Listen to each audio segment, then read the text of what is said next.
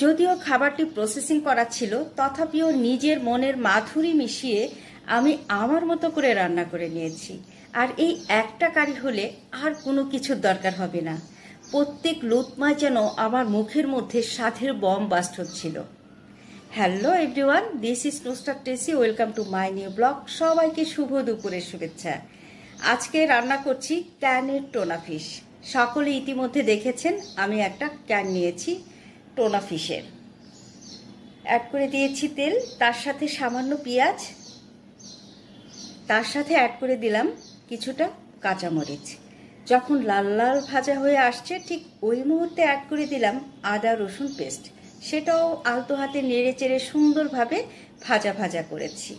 তারপর কিছুটা পানি দিয়ে অ্যাড করে দিয়েছি হলুদ গুঁড়া, মরিচ গুঁড়া, ধনিয়া গুঁড়া, সেই সাথে জিরা গুঁড়া। এখন বেশ কিছু সময় নেড়ে চেড়ে এটাকে আমি কষিয়ে নেব। আমার মা বলতেন মশলা যত কষানো হবে, সেটা হোক মাছ কিংবা মাংস, তরকারি খেতে ঠিক ততটাই টেস্ট হবে। ধৈর্য ধরে সুন্দরভাবে মশলা কষিয়ে নিতে হবে। তার থেকেই শেখা আমার প্রত্যেকটা রান্না। এই তো দেখতে পাচ্ছেন আমার মশলার উপরে তেল চলে আসছে। ঠিক এই মুহূর্তে ক্যানের সে ফিশ ঢেলে দিলাম। এখন আমি নেড়ে চেড়ে সুন্দরভাবে কষিয়ে নেব। ইতিমধ্যে টেস্ট অনুযায়ী সল্ট অ্যাড করে দিয়েছি।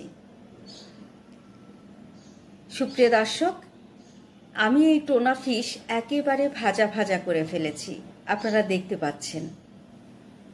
আরও কিছু সময় নেড়ে চেড়ে ভেতরের রস একেবারে শুকিয়ে নেব, গ্রেভি। যখন একেবারে ভাজা ভাজা হয়ে গেছে ঠিক এই মুহূর্তে চলে আসছি ডাইনিংয়ে।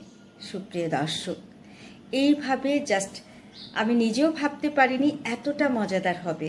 আমার কাছে ব্যক্তিগতভাবে ভীষণ মজা লেগেছে। আর একটা কারি হলে কোনো কারির দিকে আপনার চোখ যাবে না। এটা জাস্ট অমৃত, আর টেস্ট আপনার মস্তিষ্কে থেকে যাবে। আমার কাছে এতটা ভালো লেগেছে। তো কারো যদি ভালো লাগে আমার রান্নাটা, এভাবে আপনারা ট্রাই করতে পারেন। সুপ্রিয় দর্শক, লেবু তার সাথে ভাজা মরিচ, কি যে একটা অসাধারণ টেস্ট বলে বোঝানো যাবে না।